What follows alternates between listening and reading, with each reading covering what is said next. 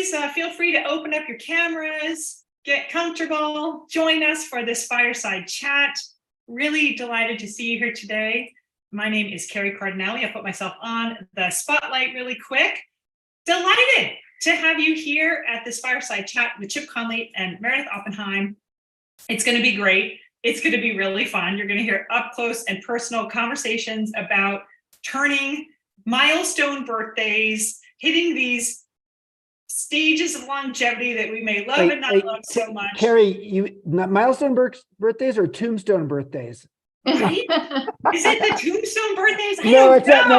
No tombstone birthdays here. No tombstone birthdays here. So before we bring Meredith up to the stage, welcome Chip Conley, founder of MEA, and my dear friend. Thank you so much for making the time to join us today. Thank you, Carrie. You are the light of my life. You are.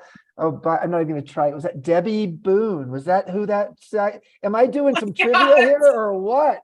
Oh, I hated that song. But I do love you, Carrie, and it was great to see you last week in person. So yeah, I'm in Santa Fe. I'm here at our Sunmount campus will open in a couple of years. It's on Museum Hill. It's so beautiful here. And went for a nice long walk this morning. Really nice change of seasons going on here. So speaking of change of seasons, let's talk about the change of seasons in our lives. Because often, there are things you note in a change of seasons where like, oh, it's a little crispier, a little colder, or I just seen in the spring, this first, the flowers coming out of the ground. So it's often the change of seasons of a milestone birthday that wake us up to the fact that we are getting older and we may be moving into a different life stage. And so we're going to explore that with Meredith. And I'm going to riff for 2 or 3 minutes before I bring Meredith up. And what I'll just say is a few things. Number one is we are so bad as a society about helping people with their milestone birthdays. Basically, Hallmark has been, the in essence, the emperor on milestone birthdays by actually having ageist birthday cards, greeting cards that tell you about, you're losing your memory, you're losing your step, you're like, you don't want to think about sex anymore, whatever, and that's at 20. I'm sorry. No, but they do that at 40 and 50 and 60 and 70. And now there's some better greeting cards out there. But US society has been particularly anti-ageist when it comes to these milestone birthdays. You sort of don't want to talk about them. I have been, on the other hand, someone who's celebrated my birthdays every 5 years, like gloriously from age 30 on until my 60th got, squished because of COVID. But there are a lot of other societies out there that have been very thoughtful about looking at age as a marker for moving to the next floor in your life. So sometimes people talk about their age as, oh, I've gone up, when I get to age 60, I'm on the 6th floor of my life. Well, 60 in many Asian cultures is a particularly appreciated era. And it's an era in which most people during that era in places like China, Korea, and Japan look at 60 as the second childhood, not a second adulthood, which is something we talk about at MEA, but it's a second childhood. It's an era where you actually get to be a child again. And part of that's because the Asian, most Asian cultures have a different kind of astrological chart where there's these 5 elements, and then there's the 12 different components of the zodiac. And so once you've done all 5 elements and all 12, 5 times 12 is 60, you go back to the start. And so, for example, I'm a year of the rat kind of guy, but I'm also I think an earth. So earth and rat are me. That's what I am, an earthy rat. And so when I hit 60, my 60th birthday, I go back to the start. So there's this word called kanriki, Kanreki, in Japan and Korea, in which people celebrate your 60th, like you're going, like you're sort of a rock star again.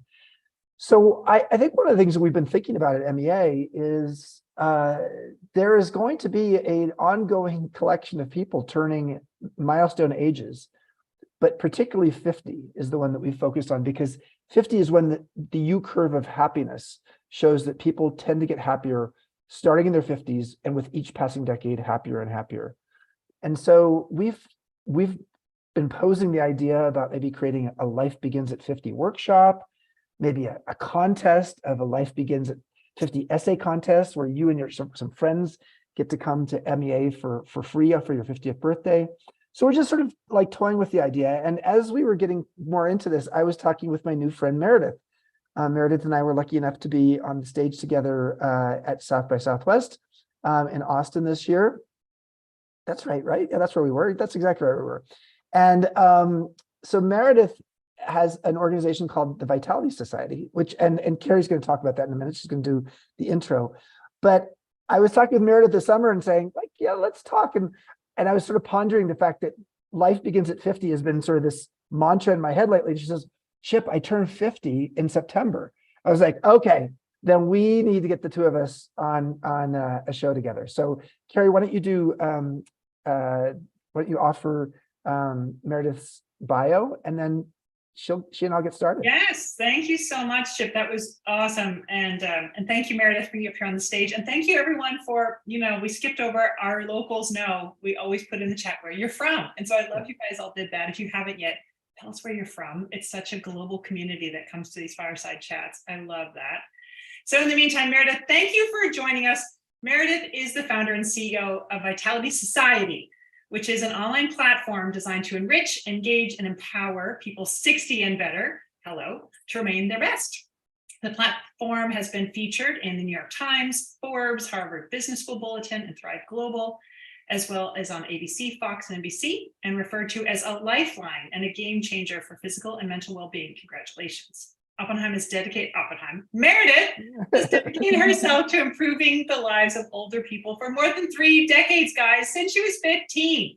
Meredith is the definition of a modern elder. She has been dedicated to longevity and older adults her entire life, and she's just now getting there. She spent 20 years gaining operational experience in the senior housing industry, working for leading owners and operators, and most recently, she actively asset managed a multi-billion-dollar portfolio for a healthcare REIT. You're amazing. We're so excited to have you here. She has been super active. She was on Mayor Bloomberg's Age-Friendly New York City Commission, New York City Department for Aging Board. She is a U.S. Congressional Award winner for service to seniors and a graduate of Harvard and Cornell. Holy cow, like I feel so inadequate next to you. I'm going to pause the stage right now and let you guys have at it. I'm really excited for today's conversation. There will be time, everybody, to ask questions. So be aware of that. You can be posting questions in the chat, and then Chip will at some point open up for questions. And if some of you actually want to come up on stage, if there's time, you can by raising your hand. So how you do that on Zoom, if you haven't figured that out in the last few years of COVID, is there's a reactions button. And if you click that reactions button, you can put all kinds of fun emojis up, which are great. But you also can raise your hand right below there. So don't do that now. Do that later when Chip has time to bring you up and be putting your questions in as you go. Thank you. I'm leaving the stage now. Thank you, Chip and Meredith. Take it away. Thank you, Thank Carrie. you, Kari. I was just going to say, nothing prepared me for this moment, though, Chip, of turning 50, despite all of that work. So here we go. Let's talk about it. So it was it September 6th, or what was the date? 2nd. So yeah. Almost basically a month ago. Yeah. So tell us a little bit about what the experience was in 2023 preparing for this. And you have friends who are in the same age range, and they were going through the same kind of thing. So what was the psychology and the sociology of turning 50 this year?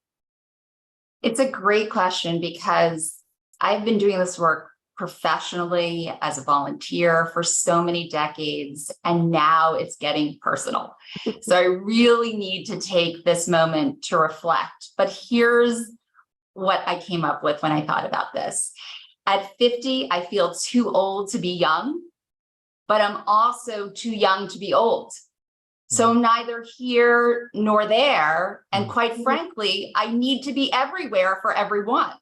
I have a daughter who turned 13 a few weeks before I turned 50, who is celebrating her bat mitzvah. I have parents, thankfully, right now that are in good health and are here today, but that wasn't always the case.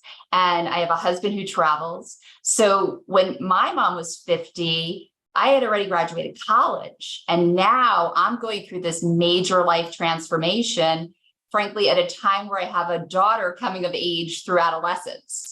So it is a time where I think when I know you have this beautiful idea and construct around celebration, but I want to leave you with this. I think it's the great calibration, right? To understand where everybody around me is, and more importantly, where I want to be, to have a moment to really reflect. And that's something when you're neither here nor there and pulled everywhere is harder to do. That's so beautiful. So the great calibration, not a celebration, but a calibration, that reminds me of Mary Catherine Bateson, who was a Harvard professor and talked about the midlife atrium. She said that midlife is a period of time. This additional longevity we have created in our lives is not just 2 additional bedrooms in the backyard of your life, like you're old longer. You actually are in midlife longer. And if you're in midlife longer, why not re-architect the blueprint of your home so you have more space and more time to think about in midlife how you want to live the rest of your life? And I think that's what you're talking about here. Is that right? Exactly. And a big part of this is prioritizing myself. I think that's the hardest part, but it's the most important part. And when I think about how I celebrated on the actual day of my birthday, I wanted to be with people who I care about most. So of course it was my family, but it was also my extended Vitality Society family. So I made a birthday party for myself. I invited the entire Vitality Society community, over 2,000, I guess we have over 5,000 people now, and we had about 50 people come. And I wanted to hear from those that are in their 60s, 70s, 80s, 90s, how should I do this? How should I think about this stage of my life? And what should I aspire to be and do? And I just loved what I heard, and I'm happy to share, but it started with have fun. My father's physician was part of it. My dad was very ill when I was in my mid-40s. I had to fight like hell to get him better, told him I would do everything humanly possible to do that. And it took a huge toll on all of us. There's no question about it. But the doctor that saved his life, all of our lives, because we're so happy to have my dad, she used to say to my father when we got him into remission, stop complaining and start living. And she was the one that was at my birthday party online. And she said the same thing, have fun. Now, this is a woman who took care of the sickest of patients during her career and prioritized the fun factor. And I think prioritizing myself and having fun have to be in the same sentence with the same goal. There's a friend of mine, we were talking before we went on air here about a couple of F words, and you've given me a third one here. But I've got a friend who's in her 80s now, and she said 40 was when she stopped caring about her face as much. Okay. 50 is when she started focusing on her friends more. 60 is when she felt a sense of freedom. And 70 was when she actually started focusing on fun. And 80 is when she really focused on faith. And so those are her 5 Fs. But you're only at 50 at this point. But maybe talk a little bit about what you've learned from the Vitality Society about what are the stages of life that are most noticeable to you at these various milestone birthdays. So it's very hard to generalize, right? Because one of my dearest friends just had a baby at 50.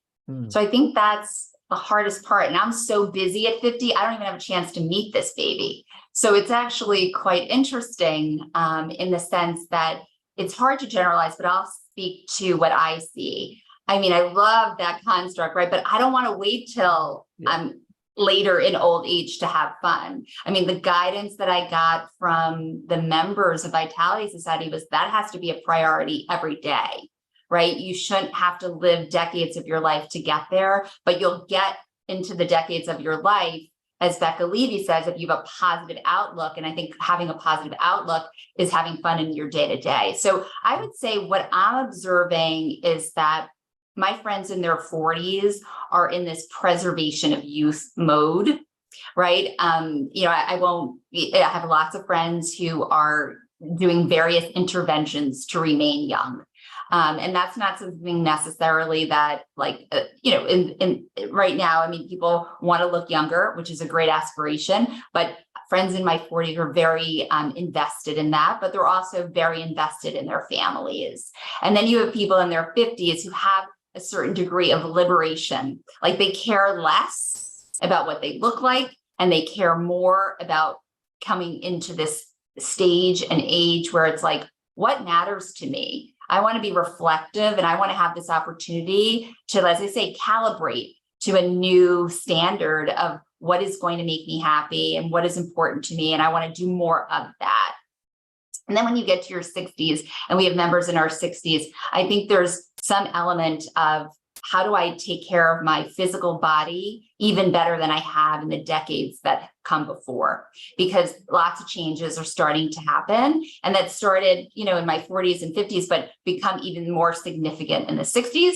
And then, as you said, like 70s, 80s, and that U curve of life is where it really gets interesting and exciting. And when I think about the U happiness curve of life, it's fascinating to me because at 15, you have to wait about 70 years, Chip, to get to be that happy again. And I think about, why did I start working with older people when I was 15 years old? And it was a time where like friends of mine were becoming anorexic, and I had friends who were not happy with what was happening in their homes or happening in their lives. And there was this general malaise of adolescence. And yet I sought solace with older people. The older people that I cooked for and spent time with in my volunteer work, I enjoyed them so much. They weren't encumbered by all this anxiety about being an adolescent, and they just could enjoy their lives. And I felt like that was just so exciting and refreshing and invigorating to me. And I loved doing this work because of that. I want to feel that way. I don't want to wait to feel that way, but I aspire to be that way. And my members motivate me to do that. You mentioned Becca Levy, and for those who are familiar with MEA and have been in our programs, we talk about her a lot. She's a Yale professor who's shown in her research that when people shift their mindset from a negative to a positive on aging, they gain 7.5 years of additional life, which is more than anything else, more than stopping smoking or starting exercising. So how do you see with your members, what are some best practices of those who have a positive perspective on their aging? It's so true. I mean, we have the most extraordinary members who were the heads of universities and writing books, doing art. I mean, they're so prolific and they're so engaged.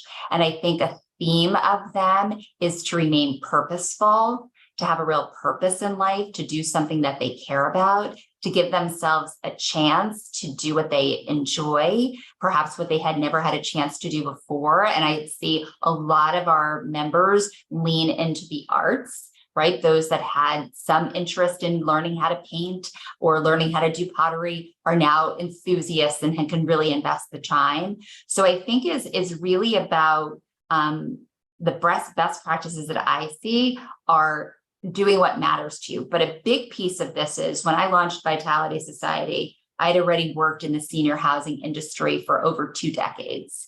And what I noticed was that no matter how beautiful the buildings were and the great locations that they were, and the investment the companies I was working for were making in these communities and the staffing, is that 90% of the people never move in. And yet when you ask people who are there what they enjoy the most, it's the camaraderie. And when I did my focus groups outside the confines of senior housing to understand what do people really want, if it's not senior housing, what is it? At those live focus groups, Chip, it was so evident to me that it didn't ever matter what I was asking. What they enjoyed most was just being together in someone's living room, interacting. And so I had this aha moment that even though people aren't moving into these physical communities, community is so key. And I know that's a lot of what you foster and develop at Modern Elder Academy. And that's what I find to be so vitally important, and what we do and prioritize, and what I need to do for myself too. Yeah, no doubt about it. And we had Bob Waldinger from Harvard on the program here two months ago. He wrote the book The Good Life, and the 85-year-long longitudinal study of people's aging, and studying the same collection of people. Obviously, most of them have passed away now, but there's still a handful of people in their early hundreds who they've been studying.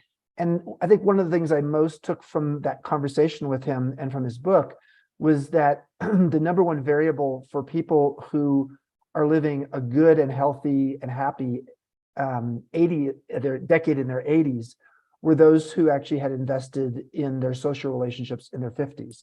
It didn't mean you couldn't catch up in your 60s or 70s. Yeah. Okay. So there's an element of, if life begins at 50, one of the things that we need to start to look at in our 50s is how we reconnect with our friends, and we reconnect with our community, because as we get, and our family, because as we get older, there's an element of, this is the thing that's missing the most. And Frank Ostaseski, who's one of the world's best known thought leaders on death and dying, and has been a faculty member at MEA, has said that the two questions that people ask on their deathbed are, was I well loved, and did I love well? And they may not put it in those exact words. I love that. But those are the things that people are pondering. And so they're not so much, was my resume good enough? Or do I have enough money in the bank? It's more like, okay, what were my relationships like? And my sense is that, as I and many of you know, I have a book coming out in January called Learning to Love Midlife. And the subtitle is 12 Reasons That Life Gets Better with Age. And one of the 12 reasons that life gets better with age is, if we curate our life well, we start to develop some time affluence, some space and time. Now, I'm not very good at this. Of the 12 reasons, this is the one I'm the worst at. But we start to actually find that we have time and space to devote to, whether it's painting like we wanted to when we were a teenager, or it's our friends, or it's our grandkids, or it's becoming a political activist in our local community. We have some time to invest back into things. Harder to do that when we have the kids at home still. It's almost like the empty nest opens this up. But do you have any thoughts on that, Meredith? First of all, I love your book. That I'm so excited. I got to skim through it last night. So much resonates with me, right? There's this darkness and lightness that comes with aging. And I think you do that beautifully, the juxtaposition of it. And I found it so refreshing, because when I started reading, Chip, I was like, there's this sense of like, all of these books on aging start with the go, get, do. And it eliminates the reality, I think, of what a lot of us have to deal with and the tensions that exist in our lives. So bravo to you. When you are ready, you'll come on Vitality Society and talk about that book. I love it. The friendship piece of this is so important. I feel like the challenge that I face is, when you're a parent of a teen, friendship is paramount to their happiness. So just getting everywhere and being everywhere and getting my daughter to where she wants to be. There's like, I have these moments in time where I say to myself, I have to say no to she has 3 opportunities at the same time. I have 0. I have nothing. How did that happen? Loser. I'm a loser. No, I'm a winner, because I'm getting her everywhere. Right. And I'm creating the next generation that's going to be, hopefully a better version of myself. That's the goal, right? And so, but the loser thing is something that I think hopefully your next book won't be called that, because that's harsh. It's real, but harsh. I did have some time, between driving her place to place this past weekend to celebrate my 16th anniversary with my husband. And I really started to think, and it wasn't one of the happier days, I have to say, because I was like, wait a second, like, I need to prioritize me. And I have a lot of joyfulness being with him, of course, but there's no substitute for the friendships. And I really believe that, like, that female friendship, I went to a dinner last Thursday night, and it was about 12 women, like I said, and it was so much fun. It was so liberating. I'm like, I haven't had like laugh like this since I was in like college. How sad is that? Or business school. And that was 2 decades ago. That's so sad. I'm like, short of me packing up my suitcase and going to one of your Baja trips, there's got to be an in-between. I've got to be able to get that Baja-ness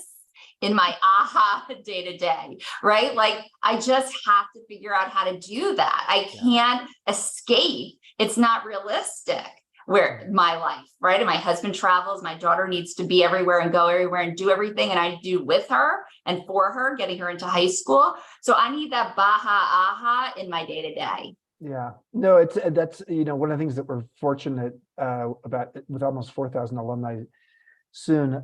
We have 26 regional chapters around the world. And so if you're an alumni, you get to connect with your local chapter and the people in the chapter. And so that's one of the ways that people are able to take the Baja experience, or soon the Santa Fe experience, and apply it in their life day to day. And that's exactly right. It's because we need that. There's no doubt we do. So tell us a little bit more about, like, what are 12 women around the age of 50 talking about and laughing about? Are you talking about menopause? Are you talking about men? Are you talking about politics? What are we talking about? Yeah. It's so interesting you say this, because I have a lot of circles of friends, right? So I have my group of Harvard Business School women, and we kind of, for lack of a better term, are assessing, like, what are we doing? How are we doing it? Very analytical, very critical, very, aspirational. Like, everything is about achievement still. We've known each other half our lifespans, and it's still about achievement. We're sitting around the table. One of my friends is going to go on CNBC. Who is a makeup artist? I do. Great. She's texting. We're confirming. What color should I wear? We're talking. We're discussing, right? Like, there's this like problem solution mindset, because that's how we are for ourselves, for our families, for everybody who knows us, right? If people have a problem, I'm like one of the few first people on their list in my big circle, right? I'm a problem solver, and I'm pretty good at it. The women that I went out to dinner with last week are from not business school. They're from my the parents of my daughter's school. And everybody comes from different academic backgrounds, professional backgrounds. There's doctors, authors, Ivy League grads, non-Ivy League grads. But what we share in common is we have girls or boys the same age. And what was so fascinating is the host and she might be here, the host and her friend put together like a bingo board. And there were different, every square was essentially like some representation of her life.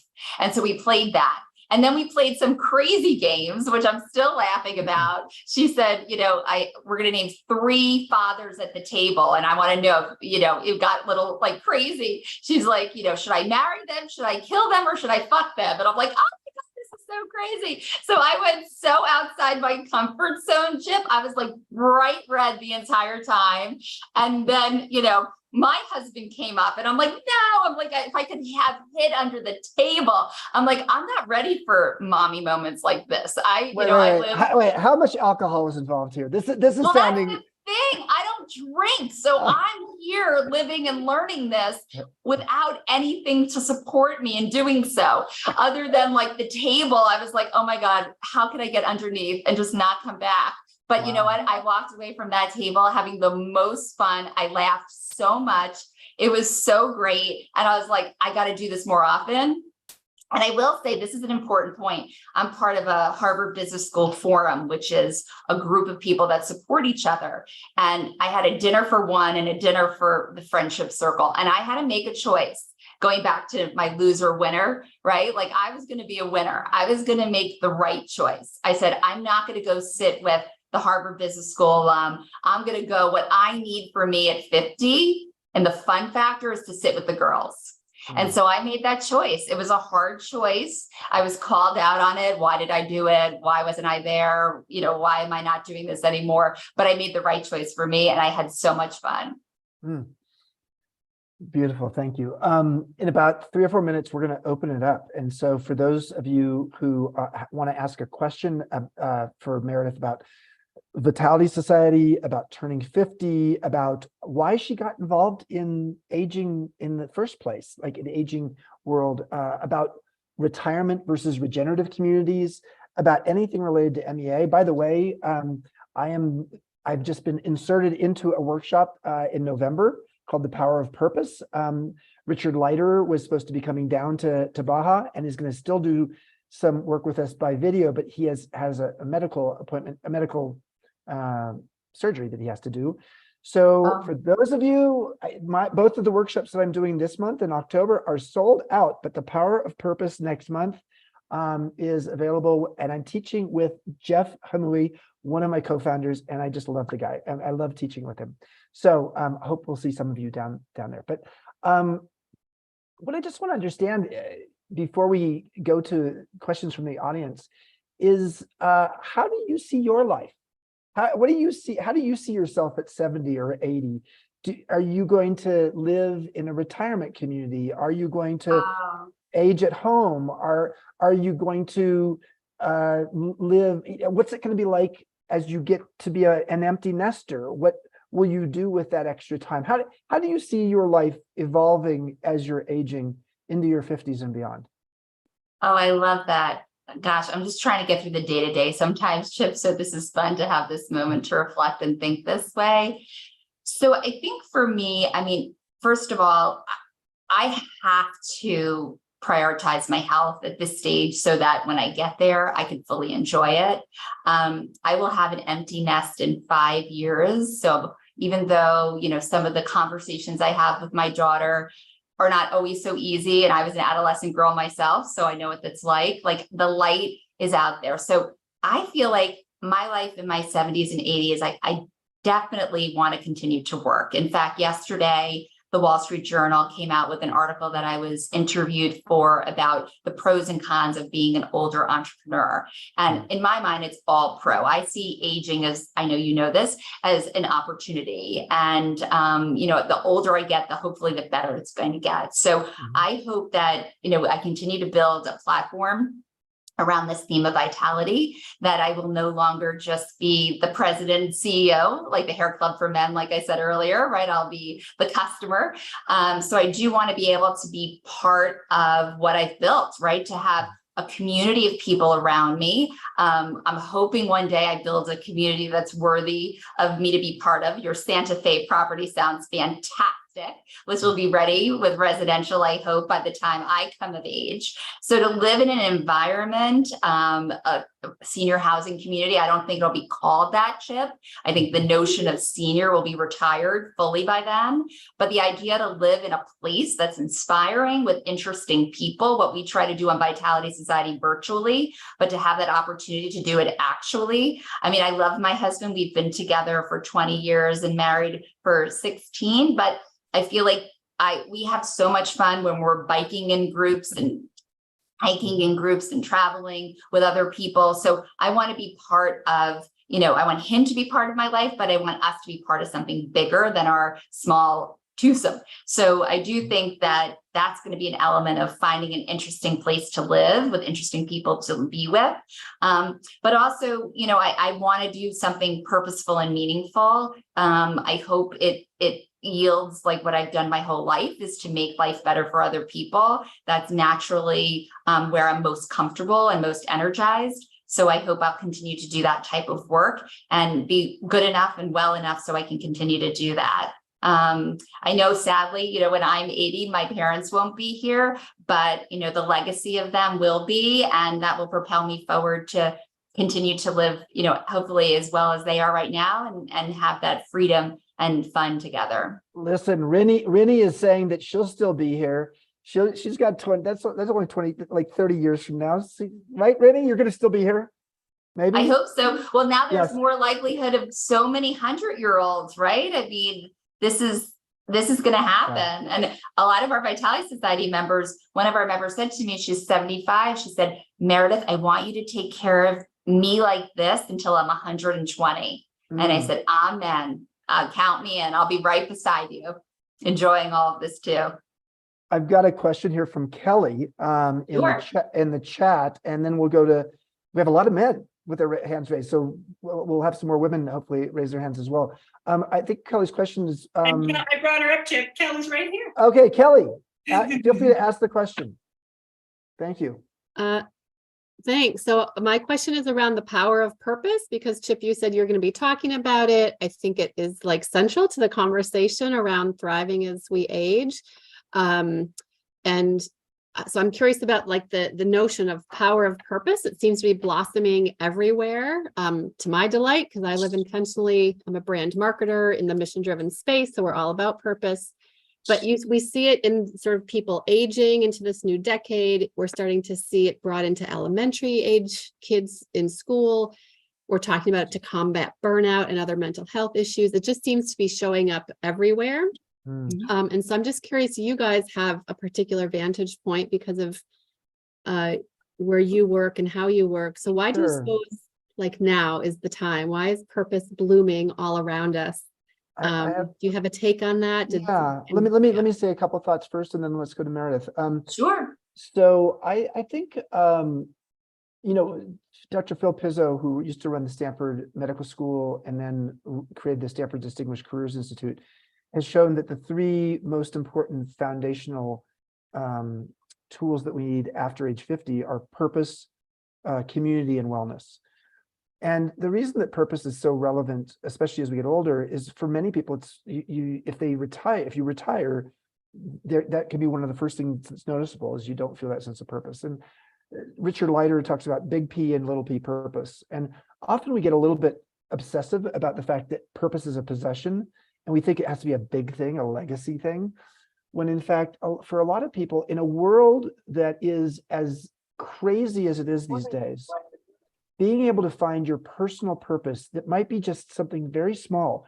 It might be, creating an organic garden in a community park near your home. It might be being a great grandmother. It might be being a mentor to someone. That gives you a little bit of a sense of control and a sense that what you're doing in life is meaningful. There's a beautiful quote, which is the purpose of your life is to find your gift. The work of your life is to develop it, and the meaning of life is to give it away. So I think for some of us as we're aging, it's this idea that I want to be clear on what my purpose is, my gift is, and then I want to be able to give it away. And because that's what Erik Erikson, the developmental psychologist, called generativity, is when you actually are giving it away. You're giving your skills, your talents, your wisdom away. Meredith. I think a lot about, I have a social science background. I think of like Maslow's hierarchy of needs. And at the top of that pyramid is the self-actualization. And I think with self-actualization, you've got to be true to your authentic self and who are you and what's important to you. And that's the North Star, which to me is the peak of the pyramid and the driver of your life. And so where do you find that and derive that satisfaction? It is manifested in purpose. And so, like as Chip alluded to before, from a very young age, I started working with older people. I was very concerned about my grandparents' longevity. I loved being with them. I wanted them to be with me for a very long time, as long as they could be. And I started getting concerned about my friends who were starving themselves and not eating well. And I knew that wasn't the answer for me to feel well. And so this idea of how can I, in this turbulent time of adolescence, find a haven, and that was aligned with a lifelong purpose of helping older people live longer, healthier lives. So, now, as I said, it's becoming personal, but purpose has propelled me forward my entire life. But I do see as a mother of an adolescent, like it doesn't necessarily come so naturally or easily to everyone at every stage. But I say it's a lifelong goal to find it. And when you have it, run with it. Because when you align your passion with your purpose, everything is possible. Yeah, and I think, Carrie, if I'm not mistaken, that people can still sign up for the Living and Working on Purpose online course, which started last Friday. And so for those who are interested in that, is that true, Carrie? That is correct. We are running an 8-week online course called Living and Working on Purpose. It's happening right now. We have an amazing group. The The team Yep. will put the link in there for that if you're interested. Perfect. Absolutely. Thank you, Chip. Let's go to Brent. Well, good morning, Chip. Hello again. Good to see you. Meredith, I have an interesting question. I think our lives are built by days. And on the 21st, 5th birthday, I was not having a very good time in life. And I decided then that I needed to create a definition for myself of what is a really good day. And so I did. And that has served me well for the next almost 50 years. When I'm not having a good time, and it's a difficult, rough time in my life, I look at this question of, did I have a really good day? And if I can answer that affirmatively, then I can move forward. So I just wonder, Meredith, if you've come up with a way of describing what would be a really good day for you. Oh, I love this, Brent. Thank you. I do feel like prioritizing myself has to be part of that good day. There has to be an element of doing so much for so many, and I find that very fulfilling. Otherwise, it would be a very depressing life, and I find it a very enjoyable life. I love what I do, and I love doing it for other people, both as a mother, a wife, a founder and CEO of a community to help other people be at their best. But I have to prioritize myself. A good day is giving myself that chance. What does Meredith need? And it could be so simple. Like, I grab the dog, right? He doesn't need anything of me other than walking beside him. And so he doesn't disappear. Like being with the dog outside, walking in fresh air. Since I've been 50, I've done a lot of very long walks in Central Park, meandering through an area of the park where I have absolutely no idea where I'm going to end up, but I know it well enough that I know how to get home. And so I don't know what my path is. I don't know exactly where I'm heading. I don't know what time I'm going to be back. Like Sunday was a great example of that. I told my family it was 3 o'clock. I'll be back by 7 for my Vitality Society event. And nobody asked me where I was going because they were too busy doing what they were doing. But I didn't really know either. I was like, okay, I'm going to walk through the woods. I don't know the direction I'm going, but I know what time I have to be home. And so that felt very liberating. So to prioritize myself and give myself those moments of being for me and doing for me, I think is going to be my new mantra for being a good day in my 50s. So thank you, Brent. Yeah, there's such great research on this. Dacker Keltner, who's one of our MEA faculty members who started the Greater Good Science Center at UC Berkeley, has shown the value of awe walks. So when you're doing an awe walk and you're just out in nature, or you're in a place where you're just outside of your own ghetto of your own mind, to be aimless or to be walking sort of aimlessly is actually not purposeless, because aimless can actually sometimes completely make your brain have the synapses of your brain think of things, see things differently, because you're out of your habitual way of being. So yeah, I back during COVID, during the core of COVID, 3 times a week for 4 hours a day, I would do something called Spying on the Divine. And I'd go out with my dog, Jamie, in Baja, because that's where we were living. And I'd go out in nature, and I literally just put Spying on the Divine. And I would usually come back from that feeling like, oh my God, I just came up with a bunch of things I need to write down because new ideas came up. So yes, I love your example. We're going to go to Patrick next. Patrick, what would you like to ask Meredith?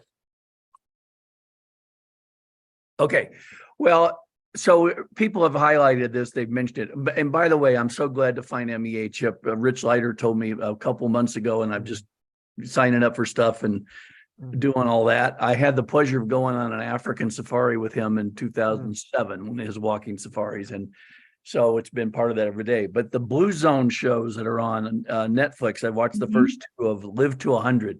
Yeah. Fascinating, powerful. I'm going to have to get a different financial advisor if I'm going to live that long. I've run out of money, but I do think that plus let's see, what do you call it? You're a regenerative community. There's one being built here in Fort Collins, Colorado, that was in Hawaii, but got ruined by a volcano, Polestar, and they're about 2 years away from having housing and stuff. But that's what I'm excited about. I'm healthy now. I like where I live. Love doing my tree breathing, you know, the whole nature, what you just said, find the Yeah. divine. Yeah. So I'm Beautiful. excited to come to Santa Fe. I mean, I love Cabo too, but Yeah. I'll be with Well, you soon. We will look forward to seeing you. Blue Zones, Dan Buettner, who Beautiful work. taught with me earlier this year in Baja. And soon enough, I can't announce it yet, we are going to be announcing a partnership with Blue Zones that will mean we'll be doing all kinds of things with them at both of our retreat centers. So thank you. Yeah, the guy that's doing the videos of those 5 places, I said, now there's a job I wish I thought. Yeah. National Well, Geographic Explorer, he gets funded to go to all those places. Yeah, exactly. That's Meredith, how it all everything. started. Yeah, Yeah. I want to mention 2 pieces about the Blue Zone. So it's interesting. So my family and I, we visited Costa Rica, and it was such a remarkable day. It was a 4-generation family. We learned how to milk a cow, make cheese, be one with the land. It was so beautiful and wonderful. And I walked away from this and saying, Chip, like, what's the urban equivalent, right? Like, how do you bring these practices? But when you distill it down, it goes back to what we said before, is this connection. There was these intergenerational connections, obviously eating well. And that, I want to go back to what you just said. You don't want to run out of money. And I think my prescription for not running out of money is to take as good care of yourself as possible. That's what we do on Vitality Society, right? We want to empower people to be physically and mentally at their best. But the most valuable, this is the daughter of an accountant speaking, the most valuable way to save money is to focus on your health and well-being, because it is very expensive to get sick. And I won't go on my soapbox, but there's just not enough doctors, there's not enough nurses, caregivers to take care of all of us coming of age. So invest in yourself, and hopefully you'll get to live in all those beautiful places and enjoy them very much. Thank you, Meredith. Our next person on stage learned how to surf at age 87 when he was at the Dan Buettner workshop on Blue Zones about 5 months ago. And if I'm not mistaken, he's just turned 88. Woo. That's right. That's right. Younger than Happy springtime. birthday, James. Absolutely. Absolutely. Are you a Virgo too? Are you a Virgo? I'm the last day of Virgo. I drive all my friends insane. So you can, my dad is a Virgo and I'm a Virgo, and my mom's an Aquarius, and she'd say, I'm going to let the 2 of you drive yourselves crazy and each other. I'm leaving. So James, call me anytime on a good day.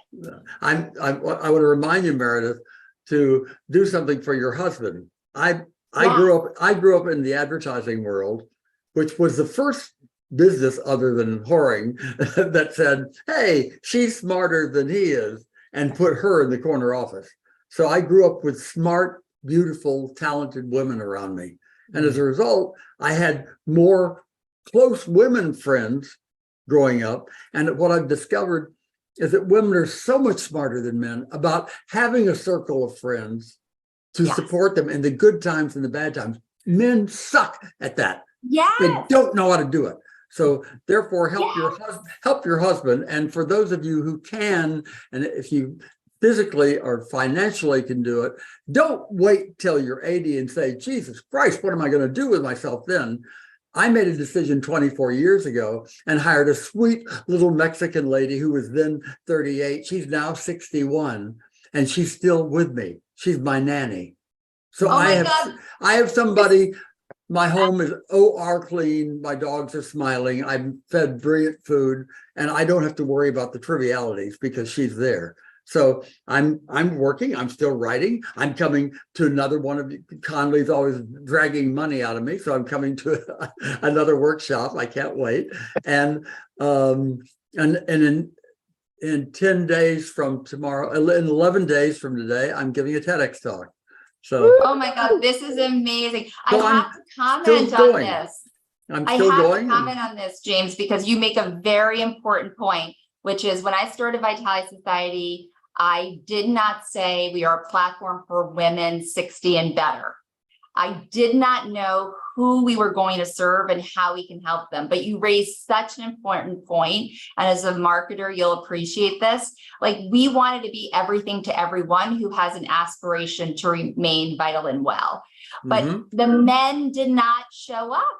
They show up sometimes with their wives, but We have never cracked the code. And in our pilot period, I've done various types of programs to try to crack the code, but it hasn't worked. And I haven't figured it out. But I will say my husband, he's part of a biking group because he does these 100-long bike rides. So it has to be purposeful for men to come together, and performance is to men as vitality is to women. And I believe it, right? Like women want to be their best. They want to perform at their best, but men will have it no other way. I think you have to be achieving something very measurable and meaningful, and women, that's not as important. Being together and vital is that. Yeah. What makes your husband watch those Blue Zone things, because Dan Buettner, who runs those, bicycled from the top of Alaska to the bicycled all around the world. I loved it. I'm at one quickie and I'll get off because I know there's somebody else. My mother raised me to say, every morning you're going to face your biggest enemy, your most severe critic. It's that person in your bathroom mirror.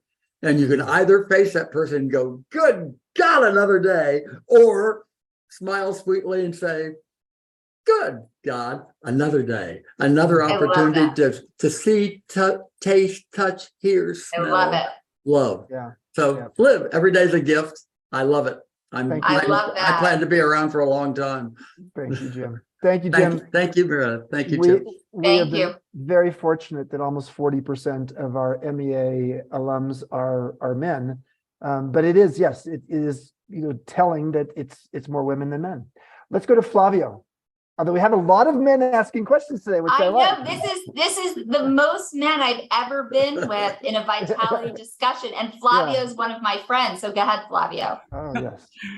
Thank you so much for this. This has been sensational, and I'm taking a lot of notes, and as ever, learning a lot from you, Meredith, and from you, Chip, as well.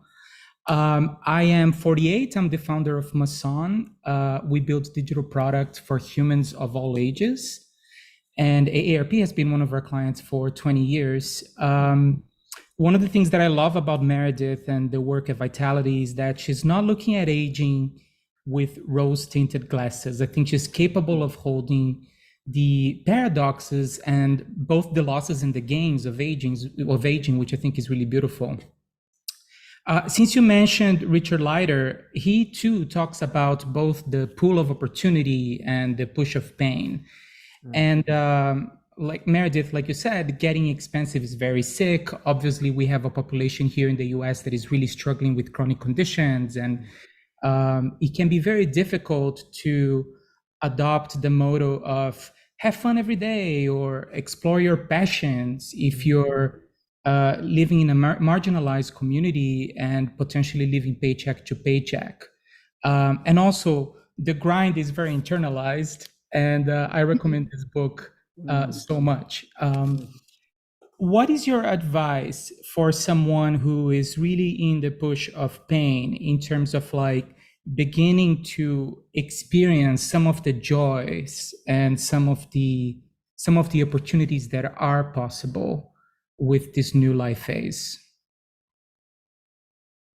Chips, you want to take this one? Because I know this is what your book is. Well, I mean, so what are the joys of this? There's definitely the pain, and there's the joys as well. I'll just give you 3 or 4. So my book, the subtitle is 12 Reasons Why Life Gets Better with Age. Some of the joys are we do become more emotionally intelligent as we age. The data is pretty conclusive there. We're less emotionally reactive. We're less a pinball in a pinball machine. We develop wisdom. The truth is that wisdom is something that you are not granted. You actually have to develop it. It is something you metabolize based upon your life experience. So we know sometimes people at 30 who are wiser than somebody else we know at 75, but it's because they've been metabolizing. But the truth is that as we get older, we have more raw material, because the raw material of wisdom is life lessons. And you've had more life lessons, and you have the ability to see the pattern recognition. I think another joy is jumping off the treadmill, learning how, it was interesting, Meredith, talking earlier about I have a hard time going back to my Stanford Business School reunions because I feel all of the angst that I felt as the youngest person in my business school class of having to try to keep up with everybody else. And gosh, that's There's two reasons I don't like going to reunions. Number one is feeling like everybody, when you're 63 or almost 63 like me, it doesn't happen as much. But back in your 30s and 40s, oh my God, trying to impress other people. I hated that. And then as you get older, it's like, oh my God, you look like that. Do I look like you? It's like a mirror for our and you don't even have to do the training before you get there, Chip, because you always look good, right? Think about the rest of us that have to prepare for that moment. Listen, I don't know about that. But so what do you think, Meredith? What do you think? So I think life becomes considerably more complex, but you become more skilled at managing it. So with every decade that has happened, I have developed coping and mechanisms and strategies to deal with certain circumstances, right? Like when my father was very ill, it took something out of me and made me do some, taking care of him in ways that I didn't anticipate that I could, but I knew that I was motivated to do and trying to figure it out. So you hit these obstacles in your life and you realize, I can get through this. I could do this, right? Like right now I'm flying my daughter to high school and it is so complex with so many applications. And I was like, this was demanding when I was 18 to get into college. She's 13 and has to manage this, right? So like it really, life comes with perspective. The challenges become bigger, but your ability to manage them becomes better. And that is a beautiful relationship, right? Because the complexity that you'll have to manage requires some sort of perspective that you'll need. Beautiful. Thank you. Mike, we're going to have a brief question from you at the end. It was great seeing you on Saturday. Yes, it was. At that event in Lafayette, California. Thank you. And hello again, Chip, and hello, Meredith. Hi, Mike. I have a question and a comment for Meredith. I'm Mike Hayes, and I'm a fan of the future of fusion work of Alvin and Heidi Toffler and the 50th anniversary of Future Shock.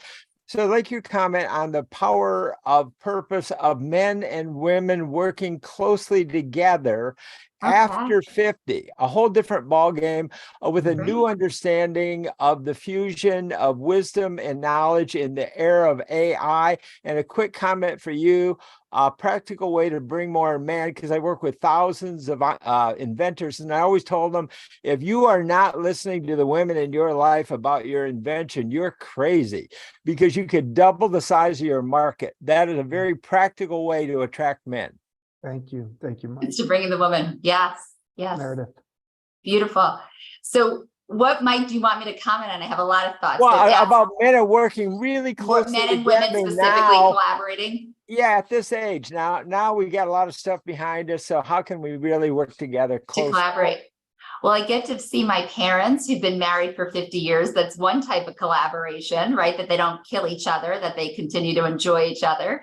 And that's something that I think starts at home. And then in terms of professionally, I was interviewed yesterday, and it's interesting. I had male mentors when I first got out of undergrad, right? So I had older gentlemen that were genuinely interested in helping younger women in their careers. And now fast forward 25 years, quite frankly, like that happens, but because of the Me Too movement, it's happening very differently. I think one of my great bosses is here, Steve Zales. He believed in me, still believes in me, still coaches me. So this idea of having these mentors that are of the opposite sex has been very valuable to me, to be able to tap into the infinite wisdom of those that have had longer careers and gone and endured more challenging times than I have. So that's been great. But if, Mike, you're looking for an invitation to take your eye expertise and layer it on with my